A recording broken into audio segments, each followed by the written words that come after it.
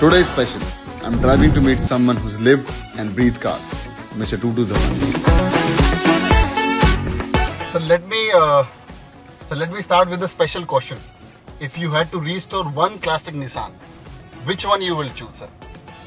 Being honest with you, I have a motorsports background, and my favorite used to be in the 70s and the 80s was a 240Z. Oh, nice, great. So from classic, from classics to bold SUVs like this, how do you see Nissan evolution? Well, Nissan, I have been associated with Nissan products now for the last 5-6 decades, and the most popular among those that there used to be a Bluebird, Nissan Bluebird, and then there used to be a Nissan HA10, which was a very popular car in the African Safari. African Safari was once upon a time one of the greatest World Rally Championship. Great. This one is my favorite question. If you could bring back one modern feature to a vintage car, which one you will choose, sir? I would choose not one, I would choose 3 modern features. Oh. One is electric cooling. Okay. And the second is electric fuel pump. And the third is the electronic ignition system. These are the 3 technologies which are the backbone of any vehicle today.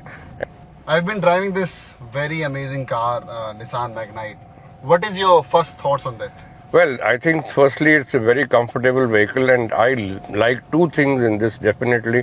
One is the CVT, smooth, absolutely smooth sailing, where you don't have any glitches, you don't have any jerks in shifting gears. And then of course the interiors and the air conditioning. The air conditioning is par excellence in this vehicle. What is the bold inside-out feature that you think Nissan Magnite has? Oh, the first one I think that comes straight away in front of you is the bold interiors, the leather seats with dual tone, combination, which is very, very bold and very striking, I would say. And then of course added to it is the ambient lighting, which becomes a very interesting feature in the after the sun goes down.